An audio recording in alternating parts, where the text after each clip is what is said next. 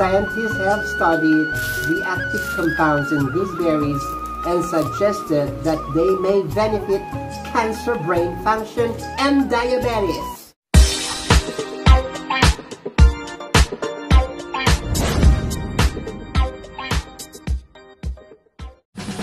Hey guys, good afternoon. Ito nga pala yung kinukuhanan ko ng tinutino. Yan. Mag-harvest tayo ngayon pero kagaya nung nakaraan napakadami kong nakuha. Yung ganito.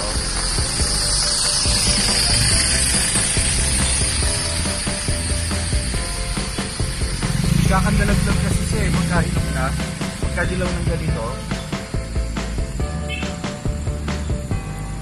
Wala nang dilaw. Dapat pag dilaw. Kagaya nung nakaraan, madami tayo ng harvest. Doon parang may nakita. Wala na. Wala na. So ito lang, naka-5 lang tayo. Yan. Pero ang lalaki ng bunga niya dito. Oh. Several long days later. Good morning guys! Ayan, ito yung continuation ng pag-pick ng tinutino. Ayan, ito si Charlie. Hello guys! Ayan na. Yung mga tinutino ko, nanguluntoy na. Kasi yung iba mag-green-green pa siya pero yung iba dilaw na. Hindi ko siya nakain. Ito. Ayan yung tinutino. Nanguluntoy na yung mga balat niya. So itong tinutino na to, napakadaming benefits. Napaka-good benefits sa katawan. Let's try to open one. Oo, sige. This is how we open this one, you know guys. Look at the inside. It's a bit yellowish, and first you have to clean it before you put it inside your mouth, and then you make subo to your love. Ang tamis. Para siyang maliit na kamatis, pero napakatamis niya. Okay then. Hindi to nakakalason. I'll try one also. Nung pinipitas nga namin to, may dumaan na 2 babae, sabi niya, nung kabataan nila, pinipitas nila to, tsaka kinakain.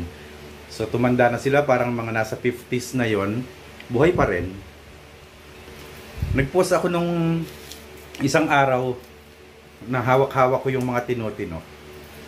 Ang daming nag-comment. May nag-comment na isa na nakakalason daw, pero hindi.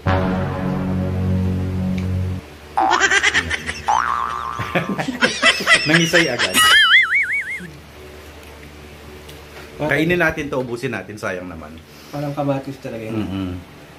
I-search mo nga yung benefits ng tinutino. Okay, we'll search it in Google. Hindi ko to kinain kasi yung iba green-green pa. Pag kasi medyo green, kahit matanda na siya, medyo maasim. It says here, the scientific name is Physalis peruviana.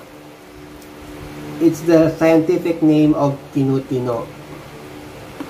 And ang halamang tinutino may health benefits nga ba o nakakalason? Well, what is tinutino fruit is in English? May iba may sira na. Cape gooseberries. Cape gooseberries ang tawag sa tinutino. Also known as tinutino or tinutino, a Hiligaynon dialect in the Philippines. Hiligaynon dialect. What are the benefits of eating gooseberry? So its English name is gooseberry. There are many ways in which Indian gooseberry may decrease your risk of heart disease, including antioxidant effects, regulates endothelial function, anti-inflammatory, normalizes blood fat levels, reduces blood pressure, anti-platelets effects. So, marami talaga siyang good benefits. Gooseberries are nutritious fruit containing vitamins, minerals, and antioxidants. They are low in calories and fiber rich, helping people to manage their weight.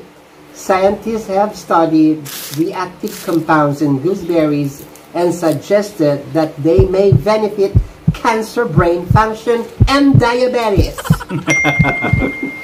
Sa mga may diabetes dyan, mataas yung sugar, ito. Okay to. What happens if we eat gooseberries? Well, strongly recommends eating a gooseberry daily for improving immunity, boosting metabolism, and longevity. It is in fact known as Divyashada or divine medicine pala siya. Ito? As it contains 5 tastes.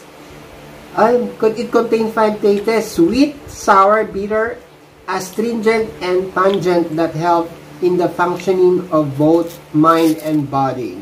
Ayan, 5 piraso na lang, nauubos ko na. Is there any side effects of gooseberry?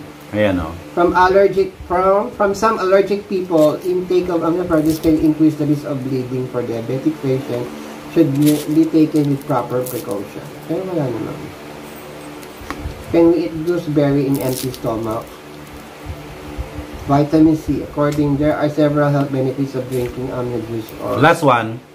Ay, naubos agad? Oo. Matagal ko na dun nakain, last year pa.